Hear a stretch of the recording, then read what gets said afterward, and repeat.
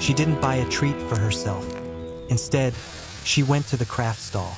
She spent 1 coin on a spool of strong, black thread. With the remaining coins, she bought 2 small bags, one filled with dried, bright orange marigold petals, and the other with a handful of dark, inky black elderberries. She now had everything she needed. It was a bright, sun-drenched morning in the cozy little home where Mama Cat lived with her 2 precious kittens, Leo and Lily. The sunlight streamed through the clean windows, lighting up dust motes that danced in the air. The kittens were huddled together on the small, woven rug, their heads bent over a colorful picture book. Papa Cat had already left for a long day of work in the fields, and the house was filled with a gentle morning quiet. Suddenly, Leo let out a little gasp of wonder. He pointed a small paw at a page showing a magnificent, striped tiger walking bravely through a jungle. "Wow, Lily," he whispered, his eyes wide. "Look at him. He's so big and brave. I wish we could be tigers." Lily nodded enthusiastically, her own little whiskers twitching. "Tigers? Yes, we could roar and be the kings of the garden." Mama Cat was in the kitchen, wiping down the counter, but she heard every word. A soft, warm smile spread across her face. Her kittens had such sweet, simple dreams. She looked at them, so small and fluffy, and then at the picture of the powerful tiger. How could she make their wonderful little dream come true? She looked in her sewing basket. There were spools of thread, buttons, and some patches of cotton, but nothing that looked remotely like tiger stripes. There was no bright orange or bold black fabric. A little shadow of sadness crossed her face for a moment, but then an idea sparked. She remembered their kind friend, Farmer Dog, who lived away down the river. He kept a flock of lovely, fluffy sheep. Perhaps she could get some of that soft, white wool. It was a start, but she couldn't just ask for it. She would need to trade. She knew Farmer Dog worked hard all day and had a great fondness for her baking. She nodded to herself, her plan forming. Mama Cat padded over to her pantry. She would make her most special recipe, sweet carrot cakes with honey glaze.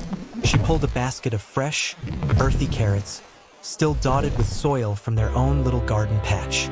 She took them to the sink and scrubbed them meticulously, the running water making a pleasant splashing sound. One by one, she peeled off the thin outer layer, revealing the bright, vibrant orange beneath. She set up her grater over a large wooden bowl and began to shred the carrots. The sound filled the kitchen, a steady, rhythmic as a pile of delicate orange strands grew in the bowl. Next, she went to the chicken coop and gathered 2 fresh, brown eggs. She cracked them carefully on the side of the bowl, the yolks a perfect, sunny yellow. To this, she added a scoop of rich, golden honey, a splash of milk, and a cup of fine ground flour. Her secret ingredient was a tiny pinch of cinnamon, which she sprinkled in, releasing a warm, spicy fragrance. She picked up her wooden spoon and began to mix. Slowly, carefully, she folded the ingredients together, turning the batter over and over until it was a smooth, uniform orange, thick and sweet. She greased a set of small baking tins and poured the batter in, smoothing the tops.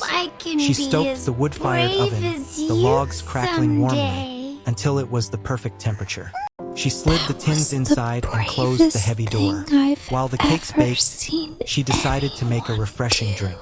She took several bright yellow lemons from a basket, sliced them in half, and squeezed them one by one into a large glass jug, her paws working quickly. She added fresh, cool water from the well and stirred in 2 large spoonfuls of sugar, tasting it until it was the perfect balance of sweet and tart. Soon, a delicious, comforting smell began to fill the whole house. The carrot cakes were ready. Mama Cat used a thick cloth to pull the hot tins from the oven, setting them on the counter to cool. They were perfect, risen high and golden brown on top. She carefully wrapped the warm cakes in a clean tea towel and poured the fresh lemonade into a sealed bottle.